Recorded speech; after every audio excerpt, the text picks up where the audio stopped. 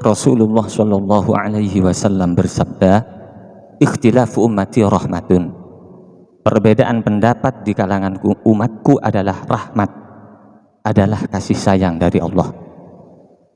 Rawahu Syekh Nasrun Al-Maqdisi marfu'an, wa hakadha rawahu Al-Imam Al-Baihaqi fil Madkhal. Jadi ikhtilafu ummati rahmatun. Sabda Rasulullah Shallallahu Alaihi Wasallam, perbedaan pendapat di kalangan umatku ini adalah kasih sayang atau rahmat dari Allah Subhanahu Wa Taala. Bisa kita bayangkan bagaimana seandainya umpamanya pendapat itu kok hanya satu. Umpamanya di dalam bab tawaf, ya tawaf harus punya wudhu, tidak sah kalau nggak punya wudhu. Dan di antara batalnya wudhu adalah bersentuhan dengan perempuan baik disengaja atau tidak. Bagaimana sulitnya kita melaksanakan tawaf? Andaikan pendapat ini hanya pendapat ini saja satu-satunya, gak ada pendapat yang lain. Sulit sekali agama Islam ini dilaksanakan.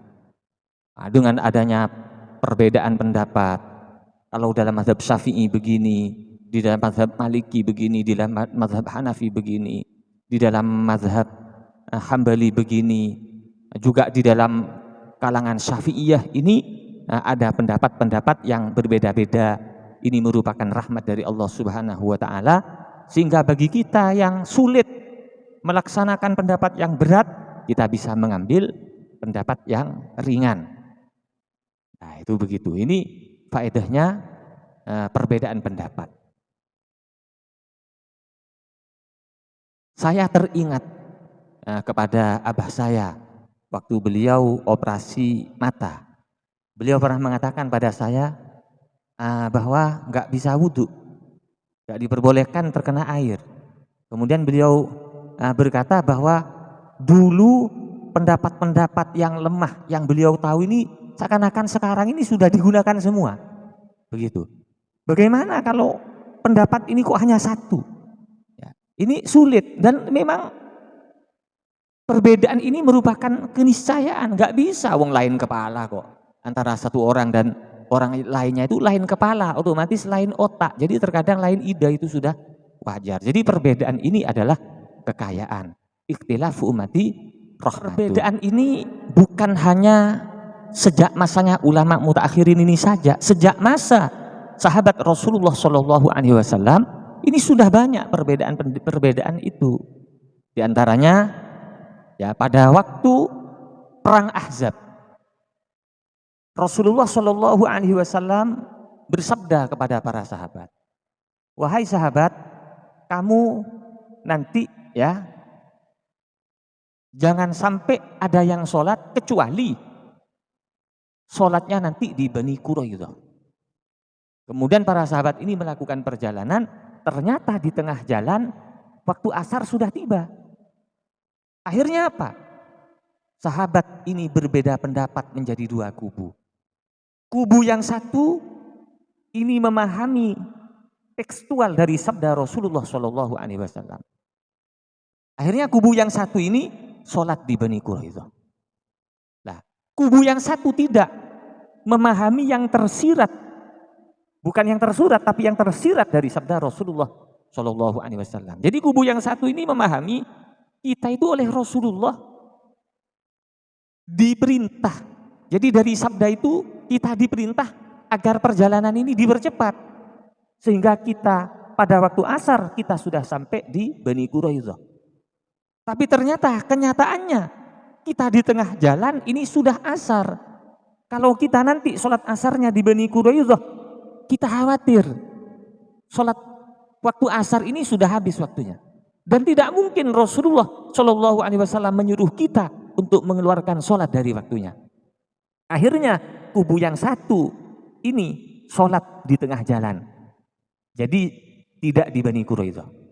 Nah, setelah sahabat-sahabat ini bertemu dengan Rasulullah Shallallahu Alaihi Wasallam, kejadian tersebut diutarakan pada Rasulullah Shallallahu Alaihi Wasallam. Rasulullah kemudian tidak menyalahkan salah satu dari dua kubu ini. Nah, jadi begitu. Ya. Jadi perbedaan sahabat, perbedaan pendapat. Jadi perbedaan pendapat di kalangan sahabat Nabi sudah terjadi. Ya, dan oleh Rasulullah tidak disalahkan. Ini ada juga hadis yang diriwayatkan oleh Abi Sa'idin al-Khudri radhiyallahu an. Abi Sa'idin al-Khudri radhiyallahu an ini menceritakan ada dua orang sahabat ini melakukan perjalanan. Lah di tengah jalan masuklah waktu sholat. Karena kedua sahabat ini tidak menemukan air, kemudian sholatlah kedua sahabat ini dengan bertayamum kemudian sholat. Setelah selesai sholat, kedua sahabat ini baru menemukan air. Sedangkan sholat ini masih ada waktunya.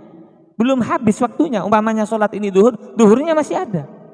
Nah kemudian sahabat ini berbeda pendapat.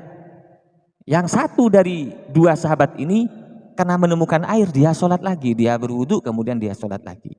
Yang satunya tidak sholat lagi karena sudah sholat dengan yang memakai tayamum itu.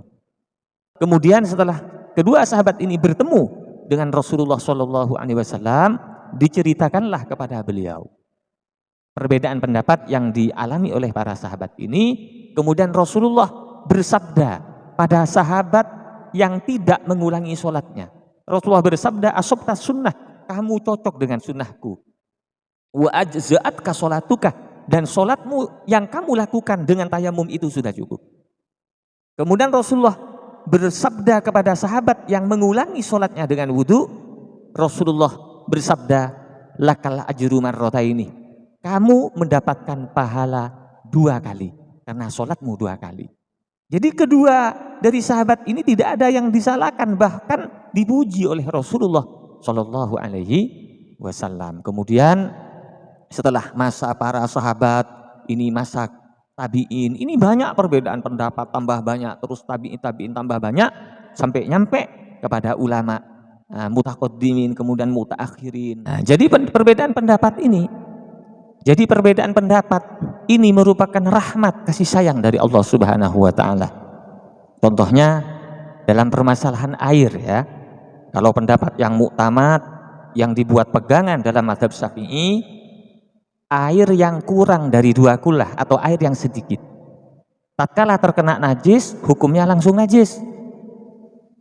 Karena air ini kurang dari 2 kulah terkena najis, hukumnya langsung najis.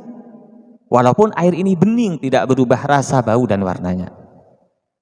Tapi ada dalam mazhab Syafi'i pendapat yang lain.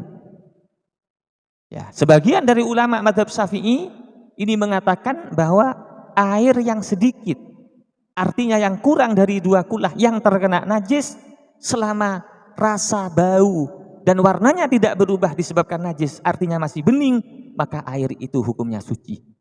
Nah terkadang kita butuh pendapat yang semacam ini. Nah contohnya saya itu pernah kemalaman di jalan. Bepergian, kemudian kemalaman di jalan, kemudian numpang jeding. Karena saya itu kesusu kencing, tanpa saya melihat air yang ada di jeding itu, saya langsung kencing. Setelah kencing, saya mau istinja, saya lihat airnya kok sedikit dan banyak kotoran cicaknya. Nah, coba bagaimana dalam keadaan seperti ini? Nah, kalau saya memakai pendapat yang muktamad, saya nggak bisa sholat karena waktu itu saya nggak ada persediaan sarung. Kemudian saya ikut pada pendapat yang kedua, artinya pendapat yang dhaif ini. Akhirnya saya bisa sholat. Nah ini contoh kemudahan disebabkan adanya perbedaan pendapat di kalangan para ulama. Ini bukan pendapat yang sesat. Ini ada dan diajarkan di pondok-pondok pesantren. Itu ada di Fathul Mu'in, ada di kitab-kitab yang diajarkan di pondok-pondok pesantren Ahlus Sunnah wal Jamaah yang ada di Indonesia. Nah contohnya lagi yang membuktikan bahwa memang ikhtilaf ummati itu rahmatun. Bahkan ada kitab itu namanya Rahmatul Ummah fi Ikhtilafil A'immah. Ya, mengasihi umat fi Ikhtilafil A'immah, di dalam perbedaan pendapat di kalangan para imam. Nah ini contohnya lagi. Yang namanya kotoran binatang seperti kotoran ayam, kambing, terus kotoran sapi, ya itu najis, jelas itu najis menurut pendapat yang muktamad di dalam mazhab Syafi'i. itu najis. Ya, tapi juga diajarkan di pondok-pondok pesantren. Karena ini ada di Fathul Mu'in, ada di banyak kitab yang diajarkan di pondok-pondok pesantren di Indonesia. Pendapat yang lain, yaitu pendapatnya Imam Ustukhri dan Imam Rawyani. Ini juga mazhabnya Syafi'i loh. Imam Ustukhri dan Imam Rawyani ini juga mazhabnya Syafi'i. Nah ini mengatakan bahwa kotoran binatang yang halal dimakan itu adalah suci. Jadi kotorannya ayam, ayam kan halal dimakan, berarti kotorannya suci. Kotoran kambing, kambing itu halal dimakan, berarti suci kotorannya. Tapi ini adalah pendapat yang kedua, pendapat yang dhaif. Tapi di dalam satu waktu kita butuh pendapat yang seperti ini.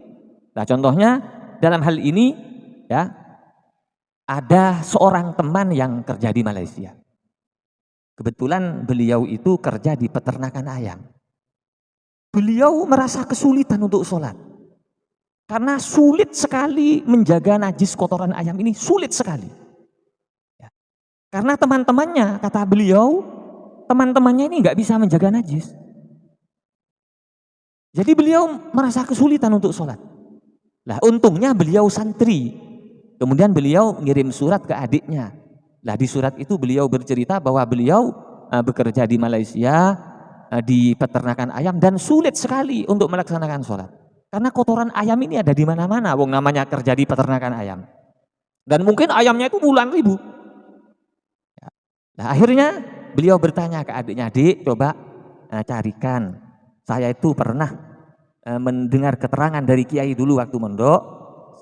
Ada seorang ulama yang mengatakan bahwa kotoran binatang yang halal dimakan dagingnya, kotorannya itu adalah suci." Nah, akhirnya adiknya datang ke saya, kemudian saya tunjukkan yang ada di dalam kitab Fathul Mu'in itu. Itu ada.